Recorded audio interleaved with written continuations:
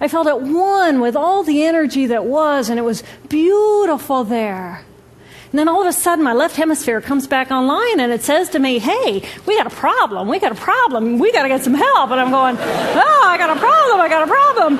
So it's like, okay, I got a problem. But then I immediately drifted right back out into the consciousness, and I affectionately refer to this space as La La Land. But it was beautiful there. Imagine what it would be like to be totally disconnected from your brain chatter that connects you to the external world. So here I am in this space, and my job and any stress related to my job, it was gone. And I felt lighter in my body. And imagine all of the relationships in the external world and any stressors related to any of those, they were gone. And I felt this sense of peacefulness. And imagine what it would feel like to lose 37 years of emotional baggage. Oh, I felt euphoria.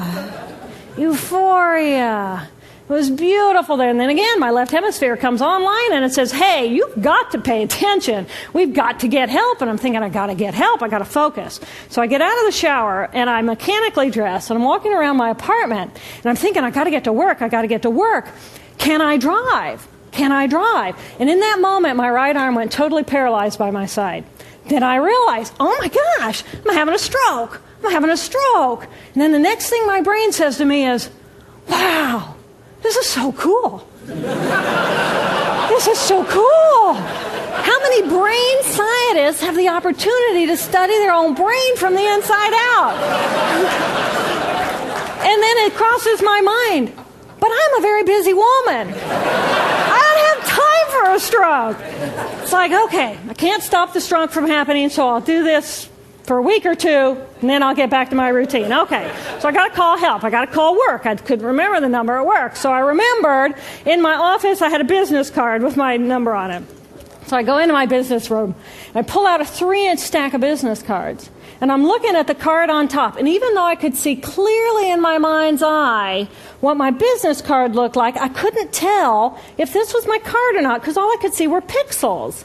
And the pixels of the words blended with the pixels of the background and the pixels of the symbols, and I just couldn't tell. And then I would wait for what I call a wave of clarity.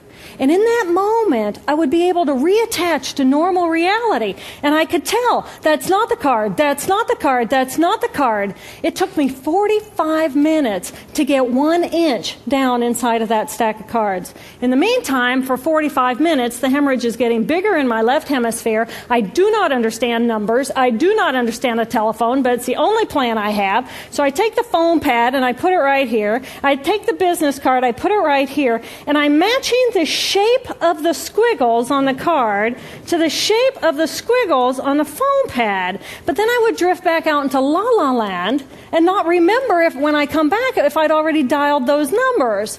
So I had to wield my paralyzed arm like a stump and cover the numbers as I went along and push them so that as I would come back to normal reality, I'd be able to tell, yes, I've already dialed that number. Eventually, the whole number gets dialed, and I'm listening to the phone, and my colleague picks up the phone, and he says to me, and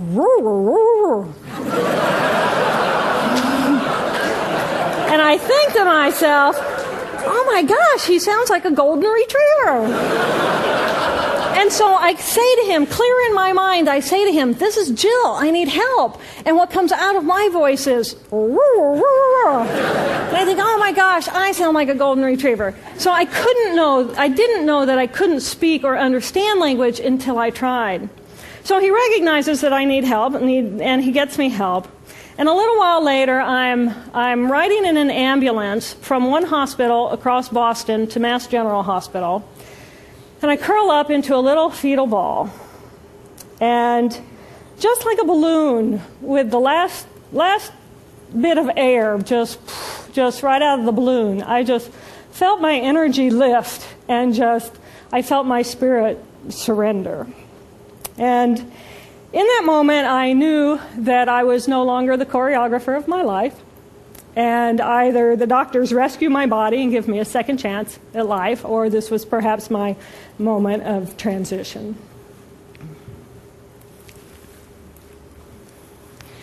When I woke later that afternoon, I was shocked to discover that I was still alive.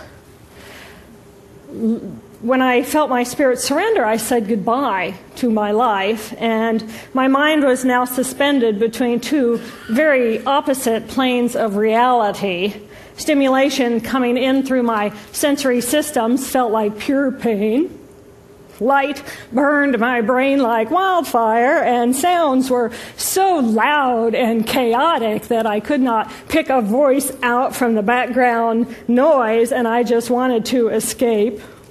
Because I could not identify the position of my body in space, I felt enormous and expansive, like a genie just liberated from her bottle. And my spirit soared free like a great whale gliding through a sea of silent euphoria. Nirvana. I found nirvana. And I remember thinking there's no way I would ever be able to squeeze the enormousness of myself back inside this tiny little body. But then I realized, but I'm still alive. I'm still alive, and I have found nirvana. And if I have found nirvana and I'm still alive, then everyone who is alive can find nirvana.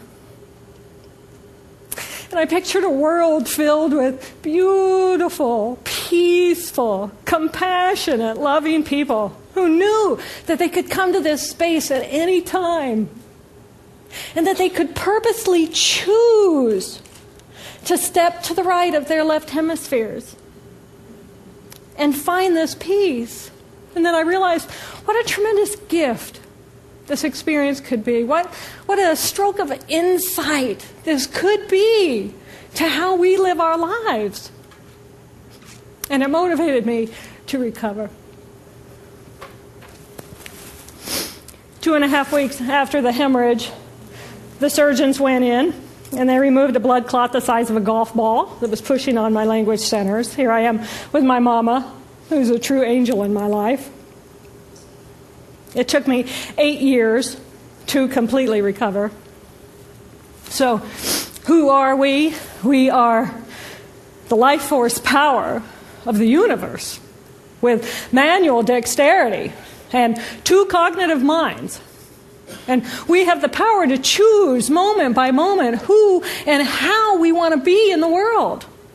Right here, right now, I can step into the consciousness of my right hemisphere where I am the life force power of the universe. I am the life force power of the 50 trillion beautiful molecular geniuses that make up my form, at one with all that is.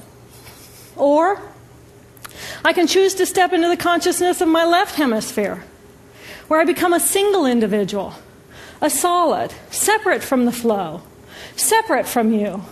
I am Dr. Jill Bolte Taylor, intellectual, neuroanatomist. These are the we inside of me. Which would you choose? Which do you choose? And when? I believe that the more time we spend choosing to run the deep inner peace circuitry of our right hemispheres, the more peace we will project into the world, and the more peaceful our planet will be. And I thought that was an idea worth spreading. Thank you.